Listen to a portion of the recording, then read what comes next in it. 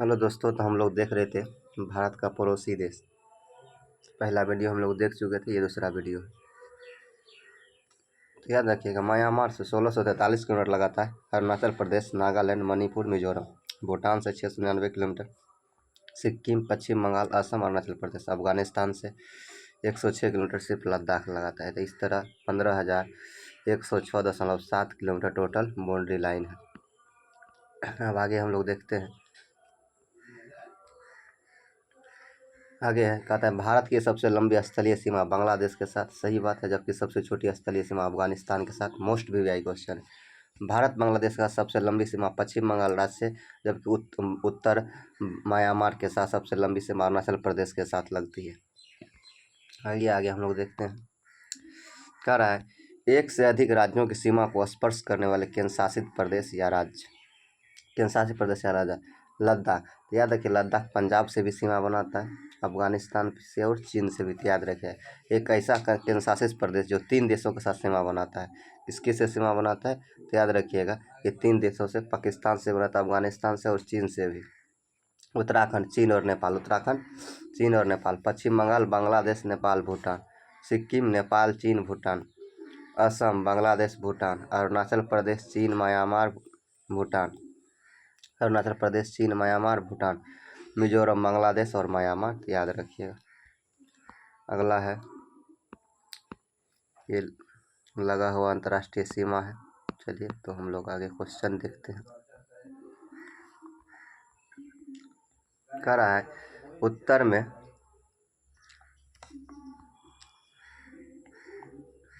उत्तर में हिमालय के दक्षिण पूर्व बंगाल की खाड़ी, दक्षिण में हिंद महासागर तथा दक्षिण पश्चिम में अरब सागर भारत की प्राकृतिक सीमाएं निर्धारित करती। भारत पाकिस्तान के मध्य सीमा रेखा अध्यारोपित रेखा है। याद रखिएगा, एक उदाहरण, अध्यारोपित सीमा एक ऐसी सीमा होती है जो किसी बाह्य शक्ति द्वारा आरोपित की जाती है।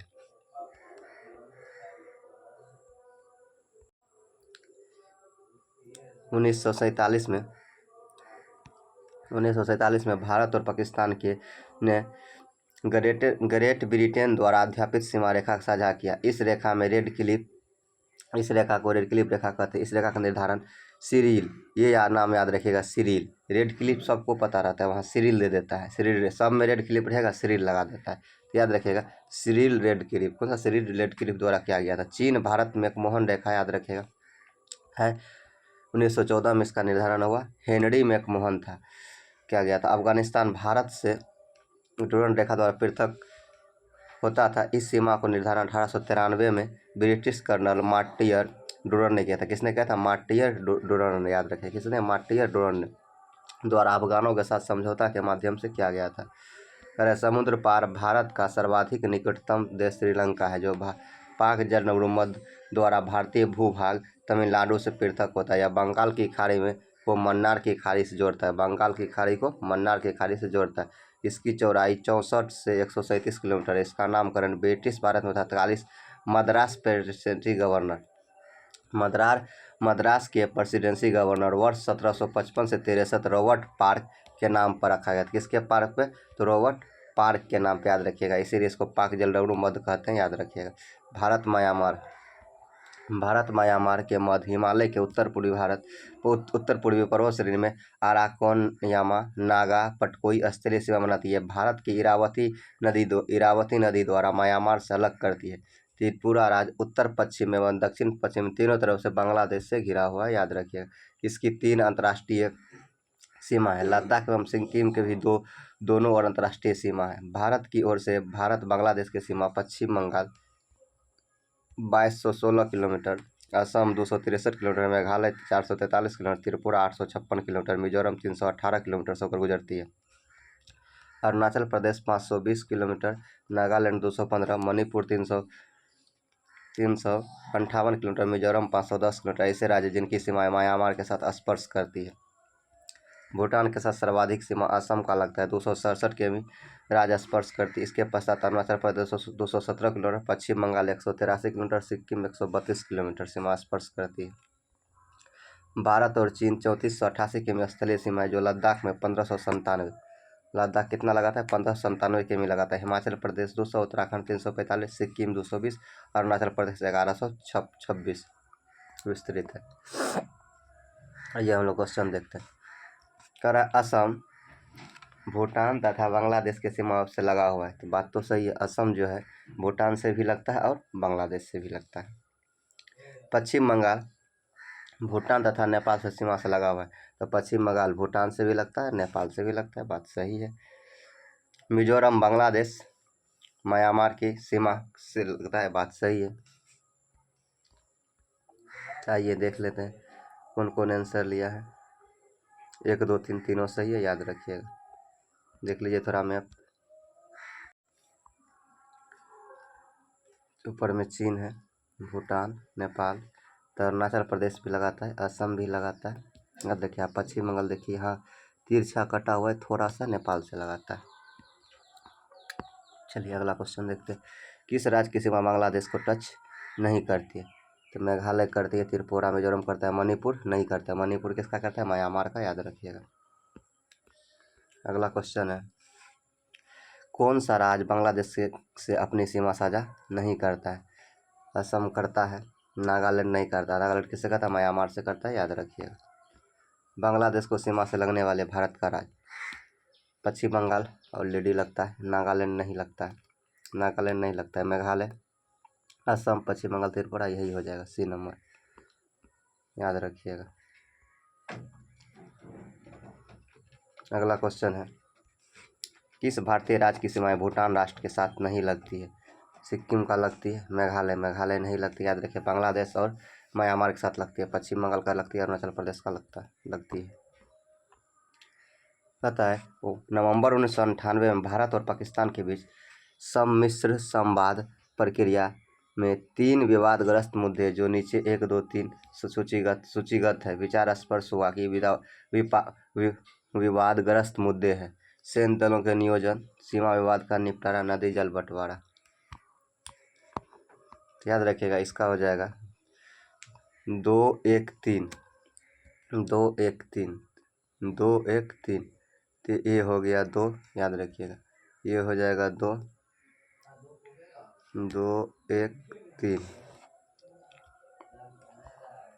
अगला क्वेश्चन है, इसका थोड़ा डिस्कस देख लेते हैं। नवंबर 1998 भारत और पाकिस्तान के बीच प्रारंभ सम्मिलित संवाद प्रक्रिया के तहत वार्ता हेतु 6 मुद्दे निर्धारित थे, जिसमें कि सरक्रिक समुद्री जल सीमा, सिंधु नदी जल बंटवारे के अंतर्गत तुलवुल एवं वुलर बैराज तथा नियंत्रण रेखा पर सैन्य दलों को विनियोजन शामिल था। 6 सरक्रिक क्षेत्र को ए सरक्रिक क्षेत्र, बी नियंत्रण रेखा क्षेत्र तथा सी सिंधु नदी क्षेत्र प्रदर्शित करता है। कौन सा भारतीय राज्य अधिकतम सीमा म्यांमार से स्पर्श करते हुए जस्ट पर अरुणाचल प्रदेश? कितना था? 520 किलोमीटर। कितना? 520 किलोमीटर, याद रखिएगा। कौन सा भारतीय राज्य म्यांमार से सीमा उभयनिष्ठ नहीं है? असम का नहीं है। किसका? असम का नहीं है, याद रखिएगा। भारत निम्नलिखित राज्यों के समूहों में कौन सा समूह पाकिस्तान से सीमा बनाता है? देखिए, पंजाब बनाता है, जम्मू कश्मीर, राजस्थान बनाता है, गुजरात बनाता है। लेकिन अब याद रखिएगा 3 राज्य 2 यूटी होगा, जम्मू कश्मीर और लद्दाख। नेपाल के पड़ोसी भारतीय राज्य का युग्म है। नेपाल के पड़ोसी भारतीय राज्य का युग्म है, याद रखिएगा। सिक्किम और बिहार। क्या हो जाएगा? सिक्किम, बिहार, उत्तराखंड और उत्तर प्रदेश, 4 राज्यों से सीमा बनाता है, याद रखिएगा। किस देश की भारत से साथ सबसे लंबी स्थलीय सीमा है? बांग्लादेश। कौन सा? बांग्लादेश, 4096 किलोमीटर, याद रखिएगा।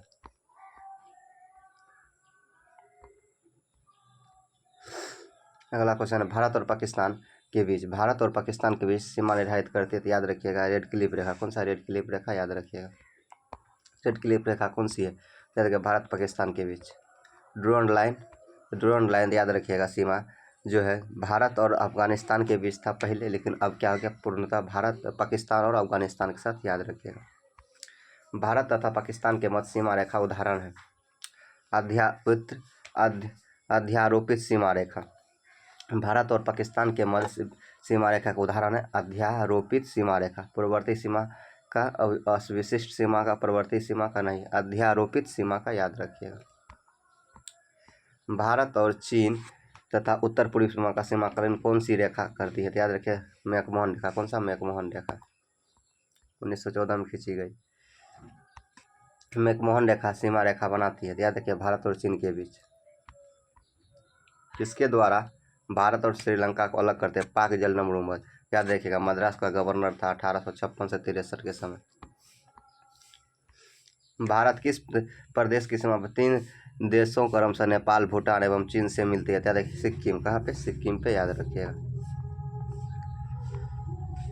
भारत के निम्नलिखित राज्यों में किसके 3 तरफ से अंतर्राष्ट्रीय सीमा है? याद रखिएगा, त्रिपुरा, बांग्लादेश के साथ। भारत का अपने पड़ोसी देशों के मध्य अंतर्राष्ट्रीय सीमा विस्तार आरोही क्रम में। क्या है? आरोही क्रम में। याद रखिएगा, बढ़ते क्रम कह रहा है,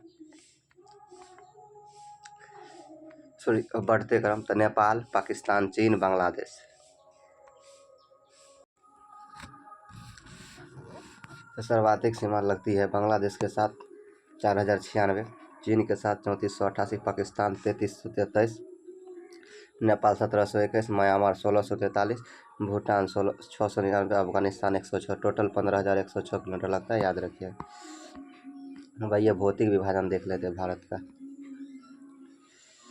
कहता है पराचुंबकत्व अध्ययन की वह शाखा है जो चट्टानों अवसाद के निर्माण के समय संरक्षित गुणों का अध्ययन करती है। विज्ञान की यह शाखा प्राचीन भूवैज्ञानिक घटनाओं के अध्ययन में सहायक होती है। पृथ्वी के चुंबकीय क्षेत्र का अध्ययन भी पराचुंबकत्व के माध्यम से किया जाता है। Alfred Wegener. कौन सा? अल्फ्रेड वेगनर ने महाद्वीपीय विस्थापन का सिद्धांत को प्रमाणित करने के लिए पराचुंबकीय का अध्ययन को आधार बनाया। महाद्वीपीय विस्थापन का सिद्धांत के अनुसार भारतीय स्थल पिंड को गोंडवाना लैंड का भाग है। Most VVI question. भारत किसका भाग है? गोंडवाना लैंड का, याद रखिएगा। और किसके अनुसार? वेगनर के अनुसार। वेगनर ने कौन सा सिद्धांत दिया था? महाद्वीपीय विस्थापन का सिद्धांत, याद रखिएगा।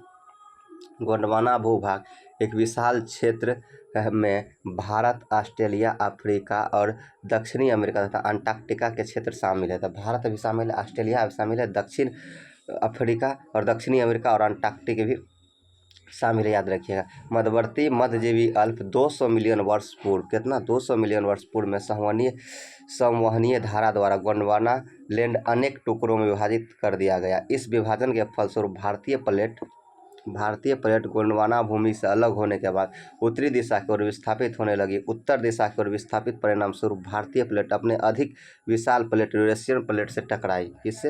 यूरेशियन प्लेट से टकराई। इस टकराव के कारण इन दोनों प्लेट भारतीय और यूरेशियन के बीच एक तेथिस सागर के अपसादी चट्टान वलित होकर हिमालय तथा पश्चिमी एशिया के पर्वतीय श्रृंखला के रूप में विकसित हुआ। हिमालय पूरी पर्वत श्रृंखला युवा स्थलाकृति को दर्शाते हैं। इसमें ऊंचे शिखर, गहरी घाटियां तथा तेज बहने वाली नदियां हैं। हिमालय के तराई क्षेत्र पाताल तोड़ कुएं पाए जाते हैं। हिमालय के तराई क्षेत्र में पाताल तोड़ कुएं पाए जाते हैं। आगे कह रहा है तेथिस सागर के हिमालय के रूप में ऊपर उठने तथा प्रायद्वीपीय पठार के उत्तरी किनारे के नीचे धंसने के कारण यह वृहद द्रोणी बेसिन का निर्माण हुआ। इस समय के साथ साथ यह बेसिन उत्तर के पर्वतों और प्रायद्वीपीय पठार बनने वाली नदियों अवसादी निक्षेप द्वारा धीरे धीरे भर गया। इस प्रकार जलोढ़ निरपेक्ष एक विस्तृत भूभाग भारत के उत्तरी मैदान के रूप में विकसित हुआ। अगला पॉइंट है कह भूगर्भीय रूप में प्रायद्वीपीय पठार पृथ्वी की सतह का प्राचीनतम भाग है। प्रायद्वीपीय भाग भारत का सर्वाधिक स्थिर भाग है। प्रायद्वीपीय पठार आग्नेय और रूपांतरित सेलों वाली क्रम ऊंची पहाड़ियों एवं चौड़ी चोटियों से बना है। मेघालय पठार प्रायद्वीपीय पठार का बहिस्सरियाई है। यह एक समतल भूमि है जो भ्रंशन के कारण भारतीय उपमहाद्वीप के मालदा गैप द्वारा पृथक हो गया। भारत के पश्चिमी तट का निर्माण भूमि का उत्थान एवं निगमन से कारण हुआ है। भारत की भूमि बहुत अधिक भौतिक विभिन्नता दर्शाती है, इसीलिए भारत के 4 प्राकृतिक प्रदेशों में बांटा गया है। उत्तरी पर्वतीय क्षेत्र, विशाल मैदान, प्रायद्वीपीय पठार तथा तट एवं द्वीप। याद रखें, उत्तर पर्वतीय क्षेत्र, विशाल मैदान, प्रायद्वीपीय पठार, तट एवं द्वीप। इसके अतिरिक्त हम भारत के सेल स्तर पर उच्चावच और विवर्तनिक क्रम के आधार पर 3 प्रमुख और 6 उपभौतिक भू आकृतिक प्रदेशों में बांटे हैं। देखिए कैसे कैसे बांटे। उत्तर का पर्वतीय क्षेत्र सिंधु गंगा का मैदान, पूर्वोत्तर हिमालय, मरुस्थलीय क्षेत्र थार, उच्च भूमि दक्कन का पठार और पश्चिमी तटीय मैदान, पूर्वी तटीय मैदान, लक्षद्वीप द्वीप समूह और अंडमान निकोबार द्वीप समूह। याद रखिएगा, इस सारा हम लोग को पढ़ना है। तो 6 को कौन कौन है? उत्तर तथा उत्तर पूर्वी पर्वतमाला, उत्तरी भारत का मैदान, भारतीय मरुस्थल, प्रायद्वीपीय पठार, तटीय मैदान और द्वीप समूह।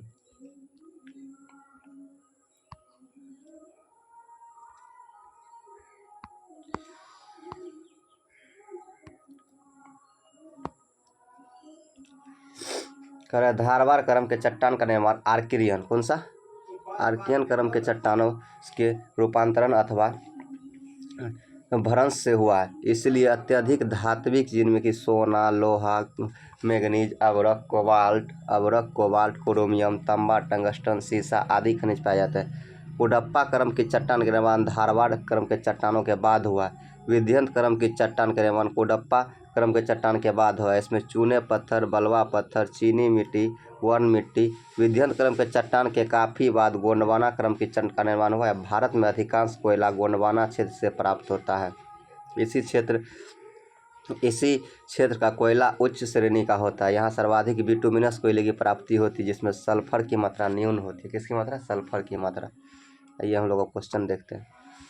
भारत के उपबंध पराचुंबकीय परिणामों में से संकेत मिलते हैं कि भूतकाल में भारतीय स्थलकृति की सिरका है। तो याद रखिए उत्तर को, किसको? उत्तर की ओर। महाद्वीपीय विस्थापन सिद्धांत के अनुसार भारतीय स्थल पिंड गोंडवाना लैंड का भाग है। गोंडवाना लैंड उत्तरी अमेरिका, अफ्रीका, अंटार्कटिका, ऑस्ट्रेलिया और भारत एक स्थल पिंड के रूप में जुड़े थे। मध्यवर्ती मध्यजीवी कल्प 200 मिलियन वर्ष पूर्व गोंडवाना लैंड में विशाल भूखंड विखंडन हुआ, जिसमें भारतीय स्थल उत्तर की ओर विस्थापित हुआ। किधर? उत्तर की ओर। याद रखिएगा। भारतीय उपमहाद्वीप मूलतः विशाल भूखंड का भाग है गोंडवाना लैंड का। बहुत बार पूछा गया बीपीएससी शिक्षक में। भारतीय कितने प्राकृतिक प्रदेशों में विभाजित है? 4। कितने? 4 प्राकृतिक प्रदेशों में। उत्तर का पर्वतीय क्षेत्र, विशाल मैदान, प्रायद्वीपीय पठार, तट एवं द्वीप। उत्तराखंड किस भाग के पाताल पेड़ कुएं का? उत्तराखंड के किस भाग में पाताल तोड़ कुएं पाए जाते हैं? तराई क्षेत्र में। और याद रखिएगा तराई क्षेत्र में थारू जनजाति पाया जाता है। कौन सा जनजाति? थारू जनजाति। कहता है पाताल तोड़ कुएं ऐसे प्राकृतिक जल स्रोत है जो धरातल से स्वतः ऊपर प्रकट होते हैं और सतह पर जल निकलता रहता है, परंतु जल स्रोत पाताल तोड़ कूप के रूप में अंतर होता है। प्रथम में जल स्वतः ऊपर आता है, दूसरे के लिए पाताल तोड़ कूप में मनुष्य धरातलीय सतह पर पहले कुआं खोदना पड़ता है और बाद में जल स्वतः निकलने लगता है। पाताल तोड़ कुएं भारत में तराई क्षेत्र में पाए जाते हैं। याद रखिएगा। अगला क्वेश्चन पे विचार कीजिए। कह रहा है भारत के भू आकारों की संरचना के संबंध में निम्नलिखित कथनों में मदद कीजिए। संरचना की दृष्टि से मेघालय पठार, दक्कन का पठार का ही हिस्सा अभी जस्ट पढ़े हाँ है। कश्मीर घाटी का रचना समभिनित में हुई है, ये भी सही है। गंगा के मैदान की रचना अग्रगत में हुई है, ये भी सही है। भारत की उत्पत्ति भारतीय प्लेट, यूरेशियन प्लेट तथा चीनी नहीं होगा, यह गलत हो गया। तो 1, 2, 3 सही है। अगला क्वेश्चन, निम्नलिखित कौन सा कथन असत्य है? कौन सा कथन असत्य है? कह रहा है तो भूमिकीय दृष्टि से प्रायद्वीपीय क्षेत्र भारत का सबसे प्राचीन भाग है, बात सही है। हिमालय विश्व में सबसे नवीन यानी कि फोल्डेड पर्वतों का प्रदेश। याद रखिए नया पर्वत है। भारत के पश्चिमी समुद्री तट का निर्माण नदियों के जमाव से हुआ है, नहीं ये गलत है। याद रखिएगा। भारत गोंडवाना शिलाओं में कोयले बेहतरम भंडार है, याद रखिएगा, ये भी सही है। कह रहा है मिलान करने के लिए, किसके करने के लिए? मिलान करने के लिए। तो हम लोग ये देख लेते हैं। कह रहा है डक्कन ट्रेप की उत्पत्ति क्रेटेशियस काल के अंतिम चरण में हुआ है। पश्चिमी घाट का उत्पत्ति सेनोजोइक काल में हुआ है। अरावली पर्वत प्री कैम्बियन काल में हुआ है। नर्मदा तीस्ता जलोढ़ अत्यंत नूतन काल में हुआ है, याद रखिएगा। केरल का कुट्टानाड या कुट्टानाड प्रसिद्ध है, किसके लिए? याद रखिएगा, ये आपका प्रसिद्ध हो जाएगा भारत का न्यूनतम ऊंचाई वाला क्षेत्र के लिए। किसके लिए? न्यूनतम ऊंचाई वाला। आइए डिस्कशन देख लेते हैं। केरल का कुट्टानाड भारत का न्यूनतम ऊंचाई वाला क्षेत्र है। क्या न्यूनतम ऊंचाई वाला क्षेत्र है? समुद्र तल के नीचे अपनी खेती के तरीके के लिए प्रसिद्ध है। इसे केरल का धान का कटोरा कहा जाता है। कुट्टानाड सतत कृषि और मत्स्य पालन के लिए भी जाना जाता है। खाद्य एवं कृषि FAO द्वारा कुट्टानाड की खेती के तरीके को वैश्विक महत्वपूर्ण विरासत प्रणाली में घोषित किया है। कौन सा मरुस्थल है? सिंधु का क्षेत्र क्या है? मरुस्थल के ऊपर में, थार मरुस्थल के ऊपर में, याद रखिएगा। कहते कौन सा जिला धारवाड़ से लगता है? नहीं लगता है। मुंगेर लगता है, जमुई लगता है, नवादा लगता है। याद रखिएगा, जब हम लोग बिहार का नक्शा पढ़ते थे, ये क्षेत्र जो झारखंड से लगता है, कहाँ से? झारखंड से। कितना जिला? 8 जिला लगाता है। याद रखिएगा, सिर्फ ये कोना में छोड़ के कैमूर और रोहतास को छोड़ के यहाँ से लेकर यहाँ तक जो भी जिला लगाता है, तो याद रखिएगा, वो सब धारवाड़ चट्टान। इधर धारवाड़ चट्टान है, बीच में क्वाटनरी चट्टान है, यहाँ विंध्य पर चट्टान है, यहाँ तिर्यक काल का चट्टान है। याद रखिएगा।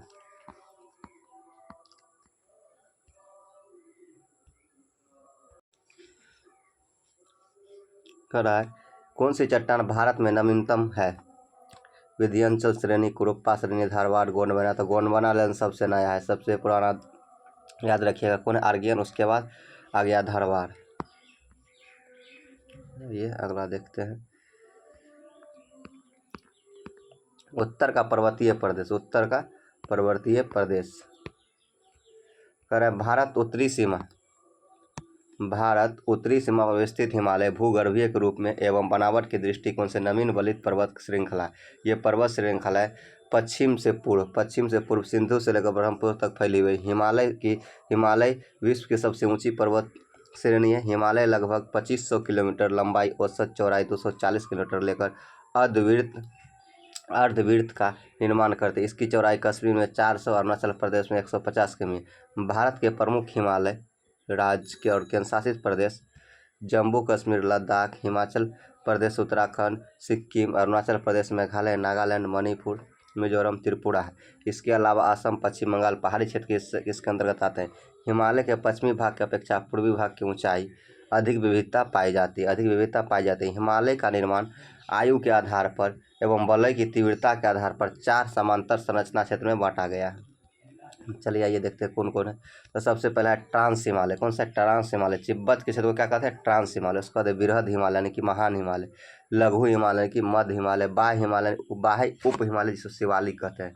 ये चारों क्रम याद रखिएगा, ट्रांस हिमालय, बृहद हिमालय, लघु हिमालय, बाह्य उप हिमालय। हिमालय के उपयुक्त अनुदैर्घ्य विभाजन उत्तर से दक्षिण क्रम है, उत्तर से दक्षिण। ट्रांस हिमालय का अंतिम रूप से उत्थान क्रीटेशियस टर्सरी काल तक है। कौन सा? क्रीटेशियस टर्सरी काल तक है। इस प्रकार हिमालय सबसे प्राचीन श्रेणी है। हिमालय के अन्य श्रेणियों का उत्थान टर्सरी काल के विभिन्न युगों से हुआ है, जिससे कि बृहद हिमालय या महान हिमालय या हिमालय के दूसरी प्राचीन श्रेणी जिसका निर्माण ओलिगोसीन युग 25 से 4 मिलियन वर्ष पूर्व हुआ है। प्रत्येक पश्चात लघु हिमालय का निर्माण मध्य मायोसीन युग 14 मिलियन वर्ष पूर्व हुआ है तथा शिवालिक सबसे नवीनतम श्रेणी है, जिसे प्लायोसीन युग 5 से 1.7 मिलियन वर्ष पूर्व हुआ है। हिमालय के उत्तरी भाग में स्थित श्रृंखला महान या आंतरिक हिमालय या हिमाद्री कहते हैं। सबसे अधिक सतत श्रृंखला है, जिसमें 6000 मीटर की औसत ऊंचाई वाले सर्वाधिक ऊंचे शिखर है।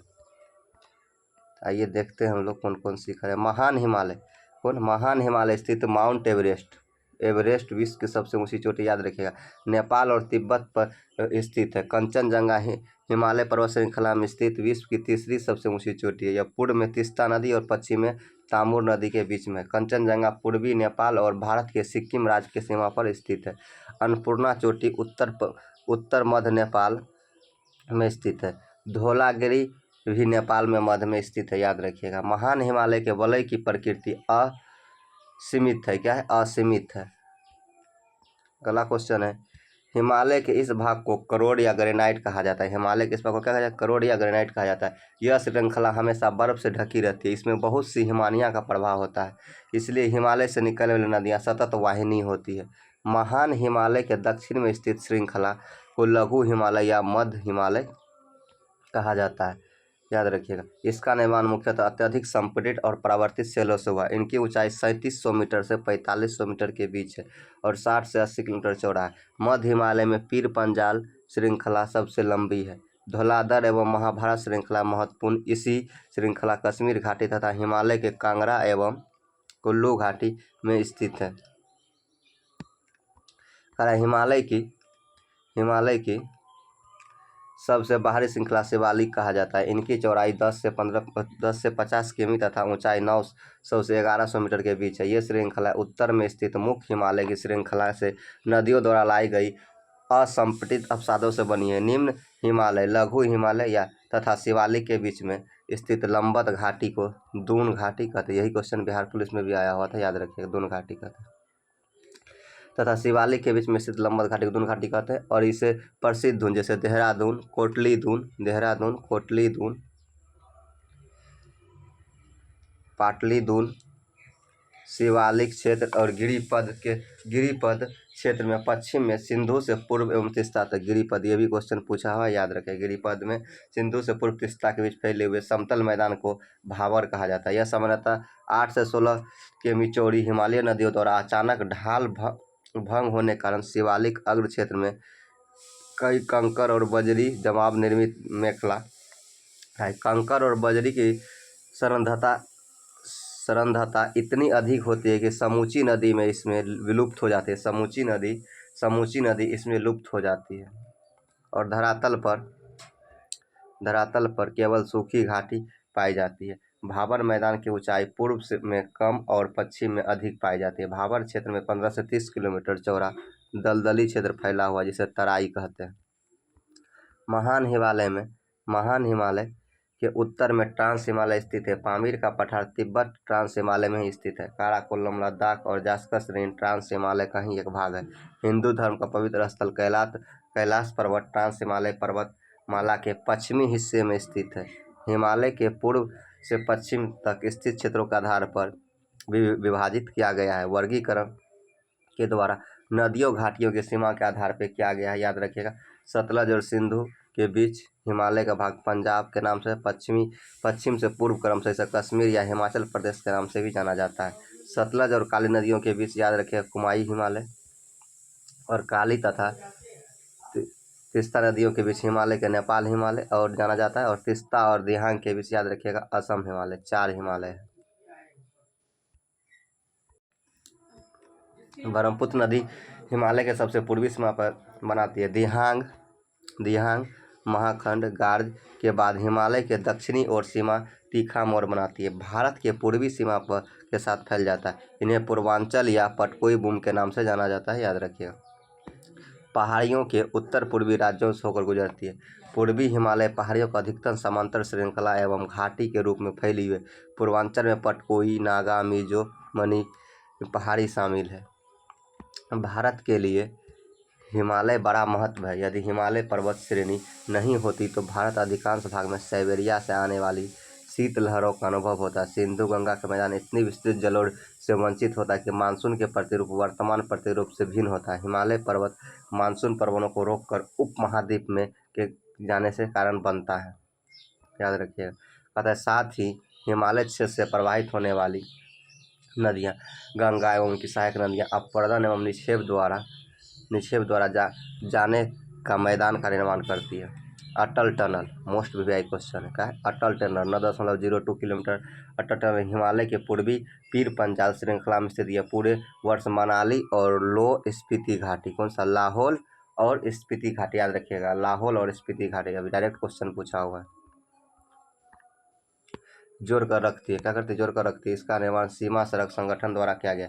यह भारत के लिए सामरिक दृष्टि से महत्वपूर्ण है। वर्ष 2002 तो तत्कालिक प्रधानमंत्री अटल बिहारी वाजपेयी ने इस टनल की पहुंच सड़क आधारशिला रखी थी। 3 अक्टूबर 2020 को रोहतांग यानी कि हिमाचल प्रदेश प्रधानमंत्री नरेंद्र मोदी ने अटल टनल का उद्घाटन किया। अब देखिए, हिमालय के अनुदैर्घ्य उत्क्रम। हिमालय के कई अनुदैर्घ्य उत्क्रम है, थ्रस्ट है, भ्रंश, दरार, फॉल्ट पाए जाते हैं। दक्षिण से उत्तर बढ़ने में मेन फ्रंट थ्रस्ट MFT मिलता है। और MFT एवं MBT मेन बोंडरी फोल्ड उपमहाद्वीप शिवालिक का विस्तार MBT एवं MCTB मेन सेंट्रल थ्रस्ट के मध्य लघु हिमालय का विस्तार, ऊपर बृहद हिमालय CCZ सेंट्रल कराई क्रिस्टलाइन जोन भी कहा जाता है। विस्तार MCT HHC higher Himalayan crystalline याद रखिएगा। तिब्बत हिमालय के तेथियंस HHC और STDS south Tibet detachment system के मध्य अवस्थित है। इसके उत्तर में सिंधु सांको शिखर क्षेत्र अवस्थित है। ITSZ के उत्तर में ट्रांस हिमालय इन उत्क्रम क्षेत्र में अवस्थित है। हिमालय और भौगोलिक संरचना के कारण यह भारत का सर्वाधिक सघनता वाला भूकंपीय क्षेत्र बन जाता है।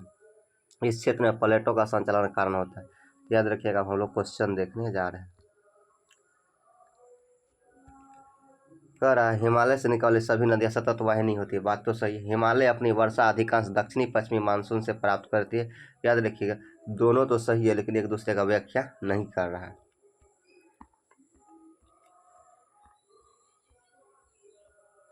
अगला क्वेश्चन है, हिमालय से निकलने वाली नदियां सतत वाहिनी होती है। बात सही है। हिमालय नदियों का उद्गम स्रोत हिमानियों से होती है। तो याद रखिएगा, दोनों ऑप्शन सही है। क्या है? दोनों सही, ए और आर दोनों सही है और दोनों एक दूसरे का स्पष्टीकरण कर रहा है। कह रहा है हिमालय की रचना समांतर वलय श्रेणियों से हुई, जिसमें कि एक प्राचीनतम श्रेणी है वृहद हिमालय। कौन सा है? वृहद हिमालय, याद रखिएगा। कह रहा यदि हिमालय पर्वत श्रेणी नहीं होती तो भारत पर सर्वाधिक संभाव्य भौगोलिक प्रभाव क्या पड़ा? देश के अधिकांश भाग में साइबेरिया आने वाली शीतलहर का अनुभव होता। बात सही है। सिंधु गंगा मैदान इतनी सुविस्तृत लोड में तरह वंचित हो जाता। बात सही है। मानसून का प्रतिरूप वर्तमान प्रतिरूप से भिन्न होता है। ये भी बात सही है, याद रखिएगा। तीनों पॉइंट सही है। उत्तर भारत में उप हिमालय क्षेत्र में सहारे फैले समतल मैदान को कहा जाता है भाबर। क्या कहा जाता है? भाबर, याद रखिएगा। हिमालय का पर्वतीय प्रदेश, हिमालय का पर्वत प्रदेश होता है, याद रखिए, शिवालिक। क्या? शिवालिक। शिवालिक की पहाड़ियाँ किसका हिस्सा है? हिमालय की। किसका? हिमालय की, याद रखिएगा। शिवालिक श्रेणी का निर्माण हुआ है सेनोजोइक काल में। किसमें? सेनोजोइक काल में। शिवालिक श्रेणी का निर्माण किसमें हुआ है? सेनोजोइक काल में, याद रखिएगा। शिवालिक श्रेणी का ऊंचाई है, याद रखिएगा, 900 से 1100 मीटर है। कोई ऑप्शन में नहीं है, याद रखिएगा, इसीलिए आंसर स्टार मार दिया गया। कुमाई हिमालय, याद रखिए, कुमाई हिमालय सतलज और काली नदी के बीच है। किसका? सतलज और काली नदी के बीच है, याद रखिए। शिवालिक सेल समूह के दक्षिण भावर क्षेत्र को क्या कहा जाता है? जस्ट पढ़े थे, गिरिपद की स्थिति। क्या पढ़े थे? गिरिपद की स्थिति, याद रखिएगा। जब आप हिमालय की यात्रा करेंगे तो आप निम्नलिखित को देखेंगे, तो सभी को देखेंगे। क्या करेंगे? सभी को देखेंगे। गहरे गड्ढे, यू घुमाव वाले नदी मार्ग, समांतर पर्वत श्रेणी, भूस्खलन के उत्तरदायी तीव्र ढाल। चलिए दोस्तों, हम लोग आज भारत का स्वरूप देखें, धरातल देखें। आप लोग को अगर अच्छा लगे तो लाइक, कमेंट, सब्सक्राइब जरूर करें। और हर एक एग्जाम के लिए और खास करके BPSC 4.0 के लिए 8 नंबर के लिए रामबाण है ये टॉपिक।